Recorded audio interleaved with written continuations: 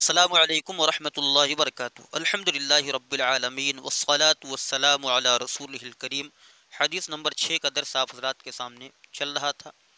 جس میں کچھ جملوں کی ترکیب بچی ہوئی تھی اور اس کی تشریح بھی کرنی تھی۔ فقلت یا رسول اللہ اخلف بعد اصحابی قال انك لن تخلف فتعمل عملا تبتغي به وجه الله الا ازددت به درجة ورفعة ولعلك ان تخلف حتى ينتفع بك اقوام ويضر بك آخرون اللهم امضي لاصحابي هجرتهم ولا تردهم على اعقابهم لكن البائس سعد بن خولة یرسی لہو رسول اللہ صلی اللہ علیہ وسلم ان مات بمکہ متفق علیہ۔ قلت یہ فعل ماضی معروف ہے، صیغہ واحد متکلم، اس میں تو ضمیر مرفوع متصل بارز اس کا فاعل، یا حرف ندا قائم مقام ادعو فعل کے، ادعو فعل مضارع معروف صیغہ واحد متکلم، اس میں انا کے ضمیر مرفوع متصل پوشیدہ اس کا فاعل، رسولہ مضاف پہلا نکرہ دوسرا معرفہ مضاف مضاف الیہ، رسولہ مضاف اللہ کلمہ جلالت مضاف الیہ، مضاف اپنے مضاف الیہ سے مل کر منادہ مفعول بھی ہوگا اسی فعل محذوب ادعو کا۔ ادعو فعل مضارع معروف اپنے فاعل اور منادہ مفعول بھی سے مل کر جملہ فعلیہ انشائیہ ہو کر یہ قلتو کا مقولہ ہے، اور قلتو کا مقولہ اخلف بعد اصحابی بھی ہے۔ اخلف خلف یخلف تخلیف خلیفہ پیچھے چھوڑ جانا، اخلف فعل مضارع مجہول صیغہ واحد متکلم، اس میں انا کی ضمیر مرفوع متصل پوشیدہ نائب فاعل، بعد مضاف اصحابی مضاف الیہ مضاف، یا ضمیر مجرور متصل مضاف الیہ، مضاف اپنے مضاف الیہ سے مل کر مضاف الیہ ہوگا بعد مضاف کا، بعد مضاف اپنے مضاف الیہ سے مل کر مفعول فی ہوگا اخلف فعل کا۔ اخلف فعل مجہول اپنے نائب فاعل اور مفعول فیہ سے مل کر جملہ فعلیہ خبریہ ہو کر یہ بھی مقولہ ہو گیا قالا کا، قلتو کا۔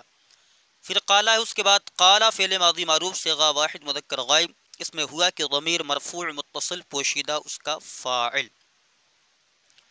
ان حرف مشبہ بالفعل، کاف ضمیر منصوب متصل اس کا اسم، لن تخلف بے شک تم ہرگز پیچھے نہ چھوڑے جاؤ گے، تو تم عمل کرو گے جس کے اس حال میں کہ تم اس عمل کے ذریعے اللہ کی رضا چاہو گے، مگر یہ کہ اس کے ذریعے تمہارا درجہ اور تمہارا مرتبہ زیادہ ہوگا۔ تو ان حرف مشبہ بالفعل کاف ضمیر منصوب متصل اس کا اسم، لن تخلف فعل مضارع نفی جہد بلن فعل مضارع مجہول صیغہ واحد مذکر حاضر، اس میں انتا کے ضمیر مرفوع متصل پوشیدہ اس کا فاعل اور نائب فاعل، جس میں ان ضمیر اور تا علامت خطاب ہے، فعل مجہول اپنے نائب فاعل سے مل کر جملہ فعلیہ خبریہ ہو کر یہ معطوف علیہ، کیونکہ فتح ملا کا عطف اسی پر ہو رہا ہے تبھی یہ بھی منصوب ہے۔ فا حرف عطف، تعملا فعل مضارع معروف صیغہ واحد مذکر حاضر، اس میں انتا کے ضمیر مرفوع متصل پوشیدہ ذو الحال، اور اس کا حال اول ہے تبتغی بہ وجہ اللہ، اور حال ثانی ہے الا ازددت بہ درجۃ ورفعۃ۔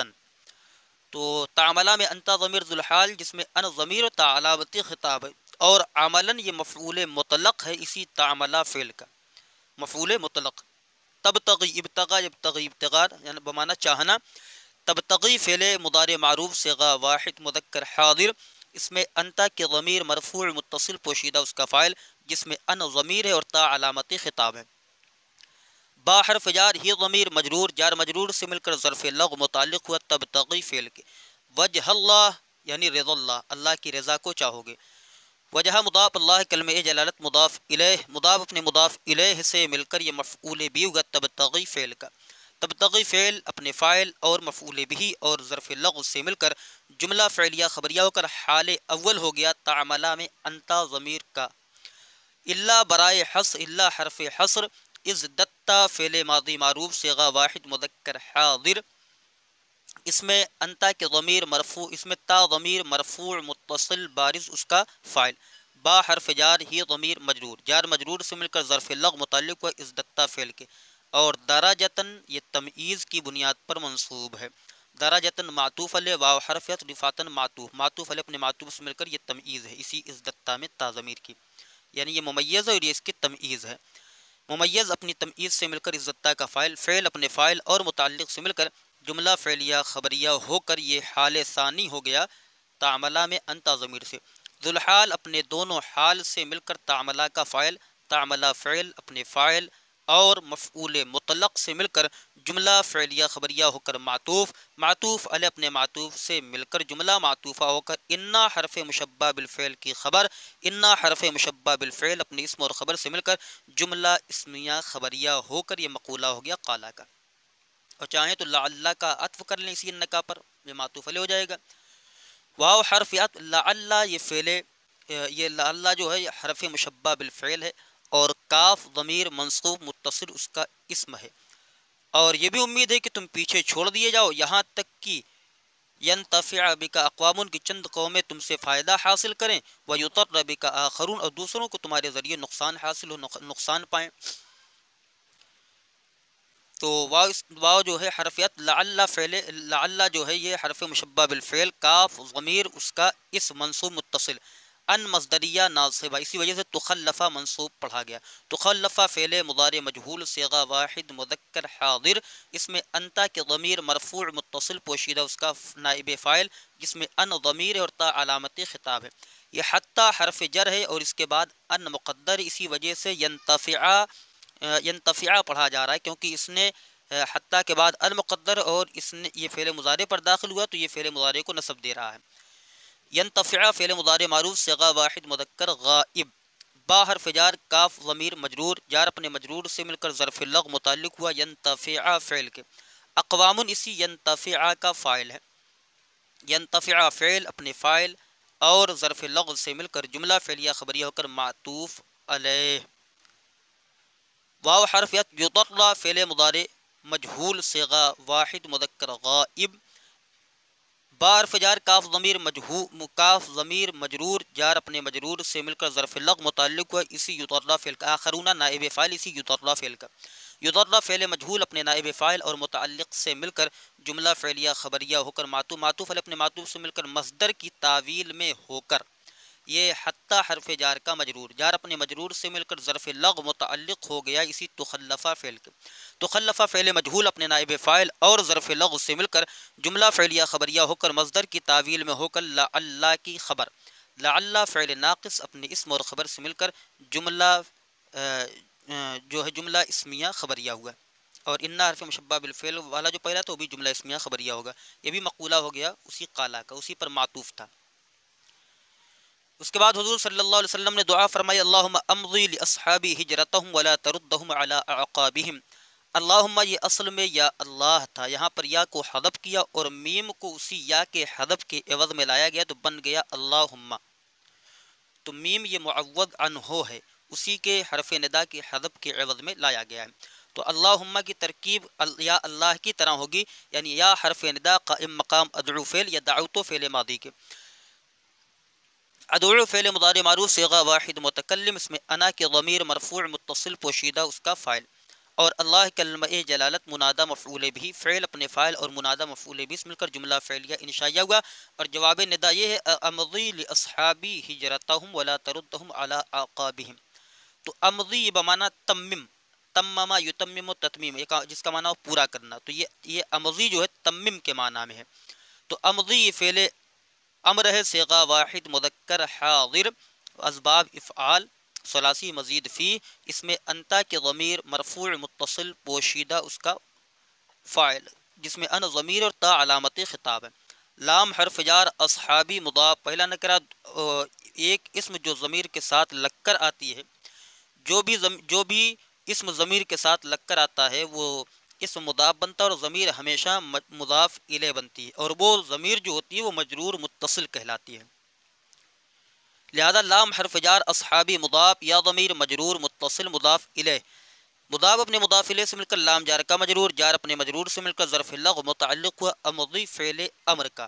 ہجرتا مضاف، ہم ضمیر مجرور متصل مضاف الیہ، مضاف اپنے مضاف الیہ سے مل کر یہ مفعول بھی ہو گیا امضی فعل امر کا، امضی فعل امر اپنے فاعل اور مفعول بھی سے مل کر، یہاں امضی کو فعل امر کہنے کے بجائے اگر فعل دعا کہیں تو زیادہ بہتر ہے، امضی فعل دعا اپنے فاعل متعلق اور مفعول بھی سے مل کر جملہ فعلیہ انشائیہ ہو کر یہ معطوف علیہ جواب ندا ہے۔ ولا تردہم، ولا تردہ یہ جو ہے فعل مضارع یہ جو ہے فعل نہیں معروف ہے، صیغہ واحد مذکر حاضر، اس میں انتا کے ضمیر مرفوع متصل پوشیدہ اس کا فاعل ہے، اور ہم ضمیر منصوب متصل یہ مفعول بھی ہے، اور علی حرف جار اعقابی مضاف، ہم ضمیر مجرور متصل مضاف الیہ، مضاف اپنے مضاف الیہ سے مل کر علی جار کا مجرور، جار اپنے مجرور سے مل کر ظرف لغو متعلق ہوا تردہ فعل کے، تردہ فعل لا تردہ فعل اپنے فاعل، فعل نہیں اپنے فاعل، مفعول بھی ظرف لغو سے مل کر جملہ فعلیہ انشائیہ ہو کر معطوف ہوا امضی لاصحابی ہجرتہم پر، معطوف علی اپنے معطوف سے مل کر جو ہے یہ جواب ندا ہے۔ لیکن الباعث سعد بن خولتہ، لیکن یہ حرف مشبہ بالفعل ہے، اور لیکن کو یہاں حرف مشبہ بالفعل نہیں بلکہ لیکن کو برائے استدراک کہہ کر چھوڑ دو۔ الباعث یہ بن جائے گا مبتدا، اور سعدو یہ موصوف، بن مضاف، خولتہ مضاف الیہ، خولتہ یہ غیر منصرف عالمیت اور تانیث کی وجہ سے، اسی وجہ سے اس پر فتحہ پڑھا گیا ہے، حالانکہ یہ مضاف الیہ بن رہا ہے لیکن پھر بھی اس پر فتحہ پڑھا جا رہا ہے کیونکہ غیر منصرف کے اعراب آپ حضرات کے سامنے واضح ہے کہ حالت رفع میں ضمہ کے ساتھ اور حالت نصب و جر میں فتحہ کے ساتھ، لہذا سعدو موصوف، بن مضاف، خولتہ مضاف الیہ، مضاف الیہ سے مل کر سعدو کی صفت، موصوف صفت سے مل کر یہ بن گیا خبر، مبتدا اپنی خبر سے مل کر جملہ اسمیہ خبریہ ہوگا۔ یرسی لہو رسول اللہ صلی اللہ علیہ وسلم ان ماتا بمکہ، اللہ کے رسول صلی اللہ علیہ وسلم نے اظہار غم فرمایا ان کے لیے، ان ماتا بمکہ کہ وہ مکہ میں انتقال فرمائیں۔ یرسی یہ یرسی فعل مضارع معروف صیغہ واحد مذکر غائب ہے، لام حرف جار، اور اس لام حرف جار کے بعد جو ہو ضمیر بنے گی یہاں پر مبدل من ہو، اور اس کا بدل ہے ان ماتا بمکہ، اور رسول اللہ لام حرف جار ہو ضمیر یہ مبدل من، رسول و مضاف، اللہ کلمہ جلالت مضاف الیہ، مضاف اپنے مضاف الیہ سے مل کر یہ فاعل ہو گیا یرسی فعل کا، ان مصدریہ یہ ہے فعل ماضی پر داخل، اور ماتا یہ فعل ماضی معروف، ماتا یموتو کو معنی مر جانا، باب نصقرہ ینصر موت مادہ ہے اجوف واوی ہے، ماتا فعل ماضی معروف صیغہ واحد مذکر غائب، اس میں ہوا کہ ضمیر مرفوع متصل پوشیدہ اس کا فاعل لوٹ رہی ہے لہو میں ہو ضمیر کی طرف، با حرف جار مکتا مجرور، دیکھیے یہاں پر مکتا بھی غیر منصرف ہے، اسی وجہ سے مکتے نہیں پڑھا گیا بلکہ مکتا پڑھا گیا، اور وہ بھی تنوین بھی نہیں دی گئی کیونکہ غیر منصرف پر تنوین نہیں آتی ہے، تو با حرف جار مکتا مجرور، جار اپنے یہ بھی عالمیت و تانیث کی وجہ سے غیر منصرف ہے، با حرف جار مکتا مجرور، جار اپنے مجرور سے مل کر ظرف لغو متعلق ہوا ماتا فعل کے، ماتا فعل اپنے فاعل اور متعلق سے مل کر جملہ فعلیہ خبریہ ہو کر جو ہے یہ مصدر کی تعویل میں ہو کر، مفرد کی تعویل میں ہو کر یہ ہو جو ضمیر ہے اسی کا بدل، مبدل من اپنے بدل سے مل کر لام جار کا مجرور، جار مجرور سے مل کر ظرف لغو متعلق ہوا یرسی فعل کے، یرسی فعل اپنے فاعل اور ظرف لغو سے مل کر جملہ فعلیہ خبریہ ہوا۔ اب دیکھیے جملہ فعلیہ خبریہ ہو کر اب یہ پورا مقولہ بن گیا، مقولہ کس کا ہے؟ یہ جو پہلا قالا تھا، قالا جاءنی رسول اللہ صلی اللہ علیہ وسلم یعودنی عام حجۃ الوداع من وجع اشتد بی، اسی قالا کا سب پورا کا پورا مقولہ ہو گیا، اب قالا فعل اپنے فاعل اور مقولہ سے مل کر جملہ فعلیہ خبریہ ہو کر یہ بن جائے گا نائب فاعل اسی رویہ فعل محذوف کا جو ہم نے پوشیدہ مانا، اب رویہ فعل مجہول اپنے نائب فاعل اور ظرف مستقر سے مل کر جملہ فعلیہ خبریہ ہوا۔ متفق علیہ ترکیب آسان ہے، متفق اسم مفعول صیغہ واحد مذکر، علی حرف جار ہی ضمیر مجرور، جار اپنے مجرور سے مل کر ظرف لغو جار اپنے مجرور سے مل کر یہ نائب فاعل بن گیا متفق اسم مفعول کا، متفق اسم مفعول اپنے نائب فاعل سے مل کر شبہ جملہ اسمیہ ہو کر یہ خبر ہے مبتداء محذوف الحدیثوں کی، یعنی یہ حدیث، الحدیث متفق علیہ، حدیث متفق علیہ ہے، یعنی یہ بخاری شریف میں بھی موجود ہے اور مسلم شریف میں بھی موجود ہے، لہذا الحدیث جس کا مبتدا محذوف ہے، مبتدا اپنی خبر سے مل کر جملہ اسمیہ خبریہ ہوگا۔ اب ہم اس کی تشریح پڑھتے ہیں کہ اس میں جو فرمایا گیا ہے کہ رسول اللہ صلی اللہ تعالی علیہ وسلم نے ارشاد فرمایا، قال جاءنی رسول اللہ صلی اللہ علیہ وسلم یعودنی عام حجۃ الوداع من وجع اشتد بی۔ سب سے پہلے تو ہمیں یہاں مفہوم وصیت کو سمجھنا ہے کہ وصیت کیا ہے؟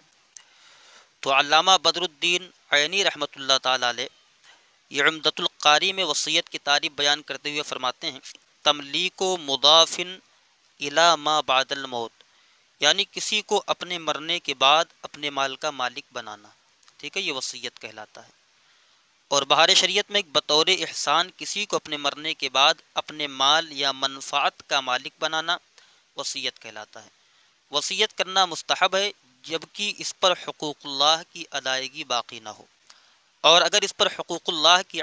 ادائیگی جو ہے باقی ہو، جیسے کہ اس پر کچھ نمازوں کا ادا کرنا باقی ہے، یا اس پر حج فرض تھا ادا نہ کیا، یا روزہ رکھنا تھا نہ رکھا، تو ایسی صورت میں ان کے لیے وصیت کر جانا یہ کیا ہے؟ واجب ہے۔ یہ بہار شریعت میں لکھا ہوا ہے۔ اور دوسری چیز یہاں پر دیکھیے، ایک چیز ہے، انہوں نے کہا فَتَصَدَّقُوا بِثُلُثَيْ مالی، کہ اے اللہ کے پیارے رسول صلی اللہ علیہ وسلم، کیا میں اپنے تہائی مال کو اللہ کی بارگاہ میں صدقہ کر دوں؟ کیا میں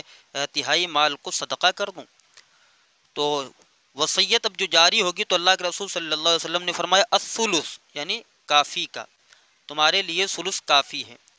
تو علامہ بدر الدین محمود بن احمد عینی رحمۃ اللہ علیہ عمدۃ القاری میں حضرت سیدنا سعد بن ابی وقاص رضی اللہ تعالیٰ عنہ والی حدیث کے تحت فرماتے ہیں کہ جمہور فقہائے کرام رحمہ اللہ کے نے اس حدیث پاک کو مقدار وصیت کے بارے میں اصل قرار دیا ہے، اور اہل علم کا اس بات پر اتفاق ہے کہ وصیت جو ہے یہ ثلث یعنی تہائی 1/3 مال سے متجاوز زیادہ نہیں ہونی چاہیے۔ تو علماء کرام رحمۃ اللہ علیہم اجمعین کے نزدیک ثلث یعنی تہائی مال سے زیادہ وصیت کرنا جائز نہیں، بلکہ مستحب ہے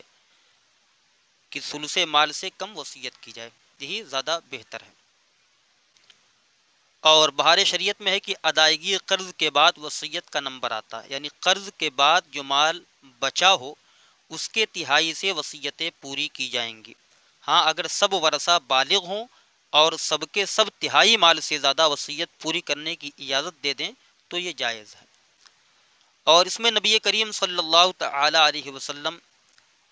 نے جو حجۃ الوداع کے موقع پر فرمایا تھا، آپ کے بارے میں خبر دی تھی کہ لن تخلف فتعمل عملا،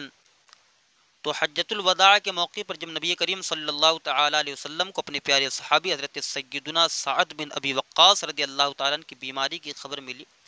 تو نبی پاک صلی اللہ تعالی علیہ وسلم عیادت کرنے کے لیے تشریف لے گئے، اور جب عیادت کرنے کے لیے آپ تشریف لے گئے تو انہیں بہت سخت اور شدت کا درد ہو رہا تھا۔ تو اللہ کے پیارے رسول صلی اللہ تعالی علیہ وسلم کو اپنے پاس جب انہوں نے دیکھا تو اپنا حال بیان کیا، پھر عرض کیا اے اللہ کے پیارے رسول صلی اللہ تعالی علیہ وسلم، اللہ عز و جل نے مجھے بہت مال دیا ہے اور ایک لڑکی کے علاوہ میری کوئی اولاد نہیں ہے، میں چاہتا ہوں کہ راہ خدا میں اپنا 2/3 مال خرچ کر دوں۔ تو میرے آقا صلی اللہ علیہ وسلم نے ارشاد فرمایا نہیں، انہوں نے نصف مال صدقہ کرنے کی اجازت چاہی، تو آپ صلی اللہ تعالی علیہ وسلم نے پھر منع فرما دیا، پھر تہائی مال کی اجازت چاہی، تو اجازت دیتے ہوئے آپ نے فرمایا کہ یہ بھی زیادہ ہے اور تمہارا اپنے اہل و عیال کو مالدار چھوڑنا بہتر ہے اس سے کہ تم انہیں مفلس چھوڑ جاؤ اور وہ لوگوں کے سامنے ہاتھ پھیلائیں۔ ایسا نہیں کہ اپنے گھر والوں پر خرچ کرنے سے ثواب نہیں ملتا، بلکہ اچھی نیت سے اگر تم اپنی زوجہ کو کھانا کھلاؤ اور لباس پہناؤ تو اس کا بھی ثواب ہے۔ پھر انہوں نے عرض کی میرے جو ساتھی فوت ہو گئے وہ تو اپنی منزل مقصود کو پہنچ گئے لیکن میں پیچھے رہ گیا، تو نبی رحمت شفیع مقدم صلی اللہ تعالی علیہ وسلم نے ارشاد فرمایا کہ تمہاری عمر دراز ہوگی، پھر تم جو بھی نیک عمل رضائے الہی کے لیے کرو گے تمہیں نیکی ملے گی اور تمہارا درجہ بلند ہوگا، اور یہ بھی ہے کہ کچھ لوگ جو ہے تم سے فائدہ اٹھائیں گے اور کچھ لوگ تمہارے ذریعے نقصان اٹھائیں گے۔ پھر حضور صلی اللہ تعالی علیہ وسلم نے ان کے لیے دعا فرمائی، پھر آپ کی دعا قبول ہوئی اور ان کا مرض جو تھا وہ جاتا رہا، ختم ہو گیا اور ان کو خوب لمبی عمر ملی اور اولاد کی کثرت بھی نصیب ہوئی۔ تو اس میں اس حدیث پاک سے چیز پتہ چلتا ہے کہ فرمایا گیا کہ جو بھی تم لقمہ اپنی بیوی کے منہ میں ڈالتے ہو اس پر بھی اللہ تبارک و تعالیٰ تمہیں ثواب عطا فرماتا ہے۔ تو اسے پتہ چلتا ہے کہ اپنے اہل و عیال پر خرچ کرنا اور ان کے نان و نفقہ یعنی روٹی کپڑے وغیرہ کے خرچ کا انتظام کرنا یہ باعث اجر و ثواب ہے، لیکن اس کی شرط یہ ہے کہ نیت کے ساتھ ہو، اور ان کا نفقہ اللہ عز و جل نے مجھ پر فرض کیا ہے، یہ فرض سمجھ کر وہ کام کرے، لہذا میں اس کے حکم کی تعمیل کرتا ہوں۔ اسی طرح اولاد کے لیے حلال مال چھوڑ جانا بھی گناہ نہیں، بلکہ اگر مال موجود ہو تو حاجت مند اولاد کے لیے چھوڑنا ضروری ہے تاکہ وہ دوسروں کے سامنے ہاتھ نہ پھیلائیں۔ قریبی رشتہ داروں پر نفلی صدقات خرچ کرنا بہت بڑی سعادت و خوش نصیبی اور مغفرت کا یہ باعث ہے، اور نبی کریم صلی اللہ تعالی علیہ وسلم نے اس کی بڑی فضیلتیں بھی بیان فرمائی ہیں۔ اور اس حدیث پاک سے نبی کریم صلی اللہ تعالی علیہ وسلم کا علم غیب بھی ثابت ہوتا ہے کہ علامہ مفتی شریف الحق امجدی رحمۃ اللہ علیہ نزہۃ القاری شرح بخاری کے تحت فرماتے ہیں کہ حضرت سعد رضی اللہ تعالیٰ عنہ کے سوال کا مقصد یہ تھا کہ کیا اسی مرض میں میری موت ہو جائے گی، میری موت مقدر ہے، کیا میں یہیں دفن ہوں گا؟ یہ سوال اس لیے تھا کہ یہ چیز ان کو پسند نہ تھی کہ ہجرت کے بعد مکے ہی میں دفن ہوں، جیسا کہ دوسری روایتوں میں ہے کہ مجھے یہ اندیشہ ہوگا کہ کہیں اسی سرزمین میں نہ مر جاؤں جہاں سے ہجرت کر چکا ہوں۔ تو حضور دانائے غیوب صلی اللہ علیہ وسلم نے ارشاد فرمایا ایسا نہ ہوگا، تم اس مرض سے شفا پاؤ گے اور اس کے بعد زندہ رہو گے۔ تو اس سے میرے آقا صلی اللہ تعالی علیہ وسلم کا علم غیب پتہ چلتا ہے کہ آپ صلی اللہ علیہ وسلم نے فرمایا کہ جو ہے تم زندہ رہو گے تو تم نیک عمل کرو گے اور اعمال صالحہ کرو گے، جس سے تمہارا درجہ بلند ہوگا اور تم سے ایک قوم کو فائدہ پہنچے گا اور ایک قوم کو نقصان پہنچے گا۔ اور ان کی ایک جو صاحبزادی تھیں جن کے متعلق آیا کہ میری ایک ہی بیٹی ہے، وہ صاحبزادی حضرت عائشہ ہے، ان سے مروی کہ حضور اقدس صلی اللہ علیہ وسلم نے اپنا دست مبارک پیشانی پر رکھا، پھر حضرت سعد کے چہرے اور پیٹ پر ملا اور یہ دعا فرمائی، اے اللہ سعد کو شفا عطا فرما اور ان کی ہجرت کو پورا فرما۔ حضرت سعد رضی اللہ تعالیٰ عنہ فرماتے ہیں کہ دست مبارک کی ٹھنڈک میں ہمیشہ محسوس کرتا ہوں، حتیٰ کہ اس وقت بھی جب حضور اقدس صلی اللہ علیہ وسلم کی یہ دعا قبول ہوئی اور غیب کی خبر سچی ہوئی۔ اس واقعے کے بعد حضرت سعد رضی اللہ تعالیٰ عنہ 45 سال یا 47 سال زندہ رہے، اور یہ واقعہ جو ہے 10 سن ہجری کا ہے، اور ان کا وصال 55 سن ہجری یا 57 سن ہجری میں ہوا۔ اللہ عز و جل نے انہی کے ہاتھ ایران فتح فرمایا، جس سے ایرانیوں کو نقصان پہنچا، یعنی جو حدیث پاک کا مفہوم ہے کہ تمہارے ذریعے کچھ قومیں فائدہ حاصل کریں گے اور کچھ قومیں فائدہ حاصل کریں گی اور کچھ قوموں کو آپ کے ذریعے نقصان پہنچے گا۔ تو آپ کے ذریعے مسلمانوں کو بہت بڑا نفع بھی پہنچا، اور یہ بھی ہوا کہ جب یہ عراق کے والی تھے تو کچھ بد نصیب مرتد ہو گئے،